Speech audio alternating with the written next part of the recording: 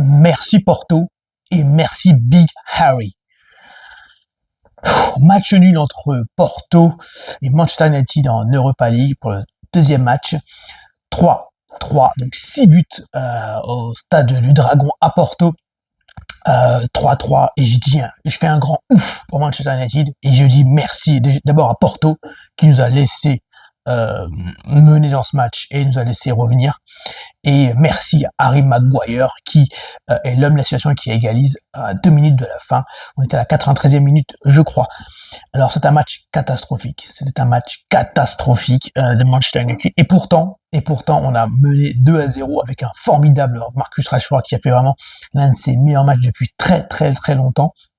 Vraiment, je crois que il y a eu, en fait, je vais vous dire, ce match on a été vraiment très nul, on a été catastrophique, on a été vraiment nullissime, une abysse de football, et même quand on menait, c'était pas du tout mérité. C'est d'abord entre guillemets des exploits individuels de Rashford, et quand même des erreurs techniques de Diego Costa, le gardien de Porto.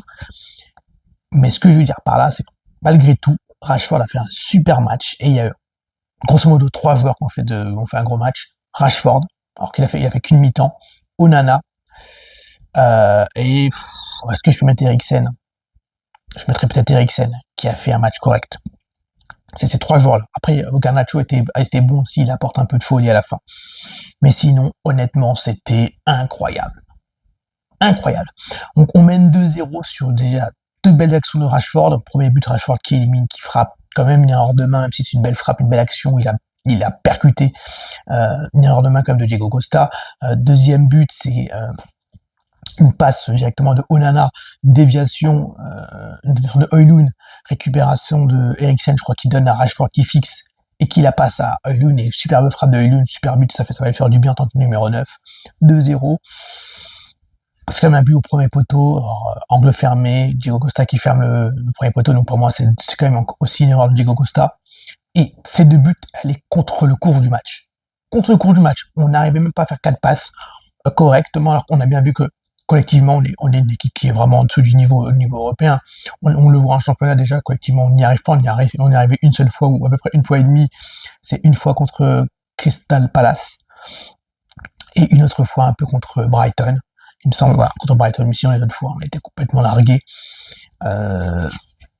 On s'est fait encore transpercer. Mais même collectivement, on est une équipe très mauvaise.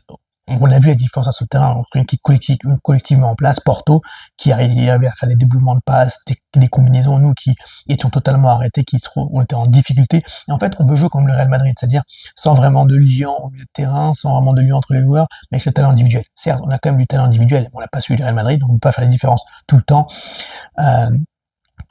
Et en plus, on n'a pas beaucoup d'efficacité devant le but. Et on se fait déchirer. Et heureusement qu'Onana est là, qui a fait un super match. Onana, quel match d'Onana, incroyable. Mais par contre, le reste de l'équipe, Martinez, il est uniquement bon quand il a le ballon et qu'il n'y a personne qui le presse. Catastrophique. De lire dépassé. Bazaoui, honnêtement, il a tenu, même s'il il a couvert à chaque fois. Les hors-jeux, défensivement, il n'a pas été mauvais. Offensivement, il n'a pas été mauvais, mais c'était pas incroyable. C'était pas le moins bon. Dalot, pareil, c'est pas le moins bon, c'est pas le plus mauvais, c'est pas le meilleur, c'est un petit match. Bruno Fernandes, encore un carton rouge.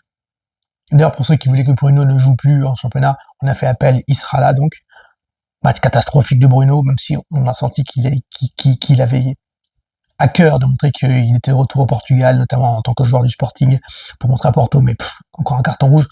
Pour moi, c'est pas un carton rouge, mais bon, c'est le GS, il touche pas, on verra. Casemiro, c'est compliqué. Casemiro, c'est compliqué. En fait, dans les enchaînements, dans la faculté à pouvoir faire les choses rapidement, en fait, il peut plus. Franchement, il est trop lent. Dès qu'il y a un pressing, c'est compliqué. Amad, pour moi, je crois qu'Amad, malheureusement, est limité. Je sais pas si c'est collectivement donc du coup, il n'arrive pas. Il est quand même meilleur qu'Anthony, mais je me demande si vraiment c'est pas uniquement un joueur un second couteau, malheureusement. Højlund, il a marqué son but, il a fait beaucoup de pressing en première mi-temps. De toute façon, l'animation offensive est tellement pauvre, et l'animation collective globale est tellement pauvre que c'est incroyable. Et honnêtement, je ne sais même pas comment on fait. Parce que Porto, il pouvait mettre 5 buts. Ils nous ont laissé. Et à un moment, il fait un remplacement. Je sais pas pourquoi, ils veulent tous reculer. Alors même s'ils menaient 3-2, ils pouvaient tranquillement gagner ce match. Alors, l'attaquant espagnol, je crois, comment il s'appelle? Je me souviens plus. L'attaquant, en fait, l'attaquant le Renoir devant. De toute façon, dès qu'il y a un mec comme ça, quand on est en difficulté, bon attaquant, il bougeait bien, il bougeait bien, il gardait bien le ballon dans la surface. Il a devancé De Ligt 2 fois. Je crois que c'est sur le deuxième but. C'est le deuxième but, je crois. Sur le deuxième but, moi j'ai une accélération, la Martinez. C'était pathétique, une accélération. Quand c'est Martinez, c'était compliqué. Hein. Sur le premier but, Onana fait une super arrêt, Martinez ne suit pas. Sur le deuxième, il se prend une accélération. Je me souviens même plus du troisième but, comment il est. Je me souviens même plus du troisième but. Sur le début de deuxième temps, mais je me souviens même plus de la tête du troisième but. Mais en tout cas, ils nous mettent une misère pas possible. On est troué partout. Anthony rentre, sert à rien. Rashford, super match, mais il sort à mi-temps. Je crois qu'on suspecte une blessure. J'espère que c'est ça. J'espère que c'est pas un clash avec Ten Hag, mais je crois qu'on suspecte une blessure, malheureusement. Alors qu'il a fait un super match, incroyable. Rashford, une percussion, c'est le seul qui percutait. Zirkzee rentré, sert à rien. Honnêtement, je ne comprends pas pourquoi tout le monde se parle de Zirkzee. Juste parce qu'il sait faire des contrôles, il est propre. C'est bon. C'est cool. Après, c'est une permanence collective. On est nul. Faut arrêter avec Zirkzee. Franchement, faut arrêter avec Joshua.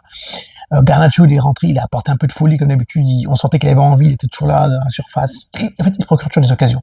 Même s'il a des déchets des fois, même si c'est pas le meilleur dribbleur. C'est marrant parce que c'est pas le meilleur dribbleur, c'est pas le meilleur frappeur, c'est pas le meilleur passeur. Mais il est toujours là. On sent qu'il a envie. Voilà, donc il apporte toujours un grain de folie. Et c'est le problème, parce qu'en fait, les deux, entre guillemets, meilleurs joueurs, Rashford et Garnacho, sont sur le même côté, sur le même poste.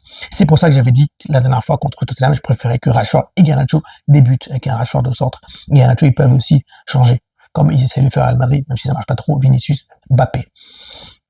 Je dis merci à Porto, parce que vraiment Porto, pour moi, méritait de gagner, était meilleur collectivement, était à domicile, devait gagner.